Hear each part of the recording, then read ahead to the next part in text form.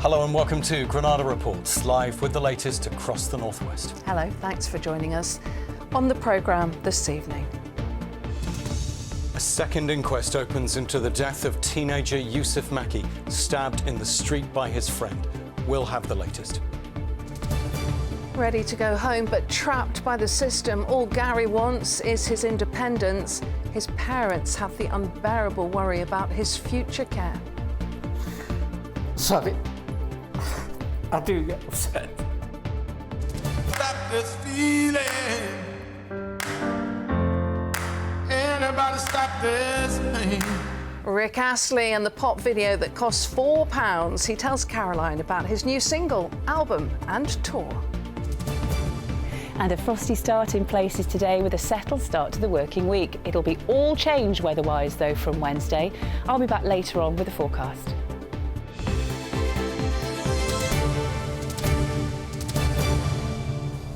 So stay with us for all of that. First tonight, an inquest has heard how a teenage boy who was arrested after his friend was stabbed to death deleted 47 items from his mobile phone before it was seized by the police. The boy who died was Yousef Macky. He was 17 and a promising grammar school pupil. He was stabbed by another friend on a street in Hale Barnes in Greater Manchester 4 years ago. A second inquest into Yousef's death got underway today after a lengthy legal challenge by his family. Our correspondent Mel Barham's been there for us. Mel, tell us why Yousef's family wanted this second hearing. Yeah, that's right, Rob. This is the second inquest into the death of 17-year-old Yousef Macky. His family have fought so hard to get to this stage after both a judicial review and a High Court ruling. Now, they were dissatisfied with the original inquest, which ruled out both unlawful killing and accidental death after the original coroner said that the circumstances around his death couldn't be ascertained. Well, today we heard that Yousef died from a stab wound to the heart in an incident in the very affluent area of Hale Barnes in March 2019. He was stabbed following a confrontation with his friend Joshua Molnar, but at the criminal trial, Mr. Molnar was acquitted of both murder and manslaughter on the basis of self-defence, claiming that Yousef also had a knife. Now, today's proceedings began with a very moving and poignant pen portrait from Yousef's sister Jade. She said that her brother was a calm, kind and peaceful person. She said he was highly intelligent and had won a scholarship to the private Manchester grammar school. She told the court that he had dreams of being a heart surgeon or maybe a dentist. Now, the court was then shown police body cam footage showing the aftermath of the stabbing and the subsequent questioning of both Mr. Molnar and another friend, Adam Chowdhury. Now, both teens told the police that they hadn't seen what had happened and blaming the stabbing on an attacker who had fled the scene in a silver car. The coroner said today that Mr. Chowdhury had ample opportunity to tell the police what happened, but the coroner said it would appear that Mr. Chowdhury had given an account that was disingenuous at best, dishonest at worst to officers at the scene. We also heard that Mr. Chowdhury deleted 47 items from the call history of his phone before it was seized by police. Officers found that Mr. Chowdhury had made and received a number of calls immediately before the stabbing, including being threatened by a drug dealer. At the criminal trial, Mr. Chowdhury was found not guilty of perverting the course of justice, but he was given a 4-month detention order after admitting possession of a flick knife. Now, the inquest will continue here again tomorrow, where Mr. Chowdhury is expected to appear to give his evidence. Mel at Stockport Coroner's Court for us tonight. Thank you. Well, next night, 12 people have been injured after a bus crashed into a cafe in Manchester city centre. It happened this lunchtime in Piccadilly Gardens. Police have sealed off the area. Well, Tim Scott is at the scene for us tonight. Tim, what more do we know? Yes, well, as you say, 12 people injured, one of those a woman with life-threatening injuries. The driver of the bus which crashed here this afternoon, a 64-year-old man, he's been arrested on suspicion of causing serious injury by dangerous driving. The bus in question remains in place, its front end about 100 yards behind me, still stuck in the shop which it hit this afternoon. The crash happened at around 1 o'clock, the bus hitting the Korean tea shop at the base of the City Tower building here in Piccadilly Gardens. One eyewitness who arrived just a few minutes after the crash told me there were people milling around, crying and screaming. She said there were people on the ground being treated by paramedics. They said it was a huge emergency response, a combination of police, fire and ambulance crews. The witness had been in that tea shop just 30 minutes before the crash, and it seems they had a very lucky escape. This was a shocking incident in the middle of the day in the heart of the busy, bustling Manchester city centre. This evening, the cordon around here remains in place, and police are appealing for witnesses. Lucy Rubb. Tim Scott, thank you. The vast majority of posts to and from the Isle of Man will no longer go by plane. From today, most letters and parcels will be transported by ferry and road. The Manx Post Office say they're working hard to ensure minimal disruption for customers. A guaranteed next-day postal service for Priority Mail to the UK will be maintained through a scheduled airline. 3 animal charities in the northwest are getting money from a fund that was set up in memory of the late Paul O'Grady. Paul, who was from Birkenhead, died in March. Since then, almost £500,000 has been raised for animal welfare in his memory.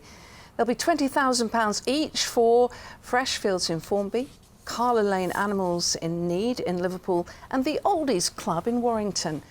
Battersea Dog and Cats Home is also naming its veterinary hospital after him. And it's the first day of harvest season at one of Europe's most northerly vineyards. Carden Park Estate in Cheshire produces around 5,000 bottles of wine each and every season. Thanks to a warm start to the year, they're expecting 2023 to be their largest harvest in more than a decade. Yeah, what a lovely sight that is, especially this far north. Well, next tonight, the man in his 40s who lost the ability to talk and walk, and then, after learning to do it all over again and hoping to go home, found that he was effectively homeless. Gary Crutchley from Stockport, who's 44, suffered a devastating stroke. He's in a rehab unit and wants to leave, but there's no affordable and accessible housing to go to. Well, it's putting Gary under a lot of strain. It's also worrying his parents, who want to know that he will be cared for when they're no longer around. This report from Anna Yousef. Don't wind Gary up. Joking around with his nephew on a family holiday. Just months later, Gary Crutchley would be fighting for his life after suffering a severe stroke at the age of 41. Go on, you go first. Gary spent the past 2 years at a brain injury rehab unit. He still struggles to walk and talk, but is making good progress and was due to leave in April. But he's stuck there because there aren't any accessible, affordable homes he can move into. It was a huge shock because he was such a fit man. Yeah. You know, he was mountain biking. Yeah. Put me to shame, didn't you? Initially, he didn't walk. We didn't know at the beginning whether he ever would walk again, but with the help of the physios and the physio team, they've got you up, got you moving. Yeah. He does have a splint. Yeah. And he has trouble with this arm as well, don't you? Yeah. It doesn't really work very well. But yeah, and he's had speech and language therapy. So from the initial stages, it was learning how to swallow, how to eat, through to learning how to speak again. Yeah. And although that's still work in progress, you're getting a lot better. Yeah. Stockport Council's offer Gary a place as an elderly person's care home, but his family say it would strip him of his independence. They've offered him care facilities, which are more suited to the elderly, but he's too young to go in there yet. Yeah. You know, and he doesn't want to be housed within a room, within a unit. He wants to be in his own place so he can socialise with his friends or his daughter or family. He doesn't want to be inconveniencing other people around him because he wants to live a normal life. Yeah, exactly. The father of one's worked hard in recovery and wants to be as self-sufficient as possible. He needs a flat or a bungalow, and just carers come in to help him wash and dress. Well, no, I do it my own. Oh, sorry, you do that. I know, I do it my own. Yeah. Just watching me. Yeah, just watching, just being there in case you fall or something, isn't it? Yeah. Gary, what do you want for your future? Just back to normals, you know what I mean, as in working again and things like that, and my mates, pubs and back to work, and hopefully that's the idea. A home. Eh? You want a home? Yeah. Oh yeah. Home, definitely. Stockport Council said, "We're sorry to hear about the difficulties and anxiety experienced by the gentleman and his family. We are supporting the gentleman and are aware he's been liaising with Stockport Homes." So what have you been doing, Gary? Gary's parents are now trying to raise enough money to convert their garage into a flat so he can live near them, but they don't see it as a long-term solution. Well, the reason why we want Gary to have his own place is we're getting older. We don't know how long we've got our health for. And I just want to put my mind at rest that Gary is safe and got a place of his own for the future for when we're not around, basically. After watching Gary's life get turned upside down and then see him struggle to find a suitable home, the situation's taking its toll. Just tell me, Chris, the strain that all this uncertainty's put on your family. Oh, a lot. Yeah. Sorry. I do get upset. Sorry. I cope most of the time, but times like this does upset me. Gary just wants to be able to move on with his life and find a place he can call home. Anna Yousef, ITV News. To football, and Manchester United supporters are expected to stage fresh protests against the Glazer family after Qatari businessman Sheikh Jassim withdrew his offer to buy the club. Manchester-born businessman Sir Jim Ratcliffe now looks set to buy a 25% stake in United. That could happen as soon as this week. Fans groups have made it clear they want a complete sale of the club and an end to the Glazer reign. They hope this might just be the start of their exit. If the Glazers do eventually leave, and that's the plan from now, and that happens, then to me that is a win still. Getting them out, regardless of how it happens, is a good thing. Getting someone in who seemingly wants the best of Manchester United is definitely better than what we've had. It's just, will we get there? In other football news, Mickey Mellon has been appointed as the new manager of Oldham Athletic. The former Tranmere boss takes over with Latics sitting 12th in the National League. In the Football League, there were wins over the weekend for Blackpool, who beat Stevenage 3-0 in League One, and for Stockport County, who moved top of the League Two table thanks to their 3-1 result away at Harrogate Town. Crewe Alexandra are fourth after their 2-0 win against Tranmere, who ended the game with just 9 men. And Accrington Stanley were also 2-0 winners away to Grimsby Town. What a goal this was from Sean Worley. Finally, to the sportswoman who continues to break new ground. Liverpool boxer Natasha Jonas has become the first black female to obtain a manager's licence with the British Boxing Board of Control. She'll now work with her protégé, Mikey Talon, who makes his professional debut later this month. Natasha, of course, was the first woman to represent Great Britain in boxing at the Olympic Games, and she continues to pave the way for others. Absolutely, and that winning smile, she loves it, doesn't she? She's brilliant. We love her. And she's not finished boxing yet. No, a lot more of course to not. give in the sport. Yeah, absolutely. Great ambassador for the sport as well. Thank you very much, Mike. Thanks, Mike. Now, he's one of the most recognisable people. His voice as recognisable as his face, and I would say his hair as well, if you have a good look at him. Well, we're talking about the man who stole the show at Glastonbury this summer. He's just about the most famous person to come from Newton-le-Willows. Rick Astley, of course. They probably guessed it from your clue. He's been telling us about the impact that growing up in this part of the world has had on him. He has a new album and a single out, and he's going back on the road with a European tour that he is starting in London tonight. Somehow, though, a short time ago, he also managed to fit in A chat with our entertainment correspondent, Caroline Whitmore. Fair to say, though, he was a bit underwhelmed by our new studio pot plant, although he did admit that one of his latest music videos only cost him a few quid. Rick Astley, welcome to the studio. Thank you. Nice to be here. Good to have you here. Loving this in particular. Do you know what? I did this for you. I have done the set design for you. I love it. I'm multi-skilled. I love it. Bit of greenery. Love it. 36 years after Never Gonna Give You Up, Yeah, don't say that. you've now got a new single called Never Gonna Stop. Yes, indeed. Yes, never gonna. Will I ever escape it? I wasn't trying to actually make that connection. I sang it and then went. A few seconds later, I thought, can I do that? And I thought, yeah, whatever. Yeah. And then didn't think about it, and then, yeah, so. Never gonna turn it back, never gonna change the facts. Can't stop this world from turning, the fire's already burning. Never gonna feel the same. That video, where were you filming that? Well, we were in Denmark. My wife is from Denmark, our daughter lives there, and we'd run out of time to make a video, basically, because I'd been a bit sick. Just in Denmark, and we're like, right, let's just go down to the beach. We just had a phone and we just shot some stuff. The playback, so I could hear what I was singing to, was my phone in my pocket, just playing it. Yeah.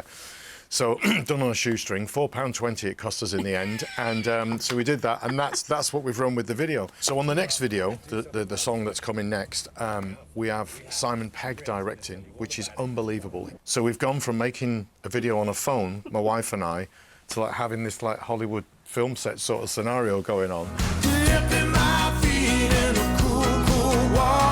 Are we there yet? This is like a special, isn't it? Yeah. And I mean, the whole thing with picture discs, which I remember picture discs back as a kid and stuff, they're just a bit more collectible. That photograph is from 1989. Wow. It's in a desert just outside Las Vegas. From that picture to me today, it's like, when are you ever there? When, whatever you do, whatever you achieve, whatever you get up to, do you ever really feel you've got there? We're going to have to touch on Glastonbury. Yeah, it's amazing. I mean, wow, you went down a storm, didn't you? The gods were on our side that day. We got a huge audience, and I think they were just in the mood. The sun was out. There's a feeling and emotion of like you're treading on the boards that the greats tread on. Glastonbury is like a world-renowned festival. I think a lot of other festivals look to it to see who's played and how it went down and all the rest of it. And I've done so many interviews that have picked up on the Glastonbury thing, whether it's been for Australia or America or whatever. They all know about it. Yeah, they all know about it. Do you have family still in Newton-le-Willows? Yeah, of course, and Lancashire? My sister lives in Newton, and my brother lives just up the M6 a little further up, and one of my other brothers lives down south. But I do come up north and stuff, and I think it's different. My mum and dad are both passed, and you know, there isn't that connection in that sense. My wife, as I said, is Danish, and our daughter, who lives in Denmark, they really love Manchester as well. I've spent quite a bit of time in Manchester one way or another, even going back to when I opened up for Peter Kay, and I was here for like a month at a time, another month at a time, another, you know, because he never stops. He's a machine. And we, you know, I rented an apartment and just kind of lived in Manchester for a month, and it was great. I kind of rediscovered a town that I kind of knew a bit as a kid, but obviously Manchester, like any city, has gone through a huge transitional process. You know, it's a different place to what it was when I was a kid. And next month in Manchester is a premiere of the Stock Aitken and Waterman musical called I Should Be So Lucky. Now, I chatted to, obviously, a good friend of yours, Sir Waterman. Pete Waterman, Sir Waterman, back in the summer. So I was like, well, why did you call it I Should Be So Lucky? Is Kylie your favourite? He wanted to call it Never Gonna Give You Up because he said... Our biggest hit is Never Gonna Give You Up. When we thought of the musical, it was called Never Gonna Give You Up. They're the theatre, they do all the research, and they went, no, it's I Should Be So Lucky. It's over 2 billion now on you know, with Rick Astley. Because it was such a big hit in America, it's kind of like the streaming side of it and what have you, and also the connection with YouTube because of Rick rolling various things. So it's got a whole different life on the internet anyway, that song. It was a magical time to sort of be around with those guys and stuff and making some of those records because they did kind of carve out their own spot. You're also on tour as well. Yeah, we're doing, we start in February next year. Manchester, we're doing the Arena, which is great. And then we're doing Liverpool as well. And then up and down the country and stuff. Good luck with the album. Thank you. Good luck with the single. Brilliant. Good luck with the tour. Cheers. You're just too busy. And lovely to see you in person here in the Northwest. Nice to see you again. Great to see him, and you'll be there. Absolutely, I get to go and see him in concert, which is awesome. Awesome, can't wait. Yeah, and his hair looks great. I said it did. On to the weather now. News of another storm heading our way. Here's Joe.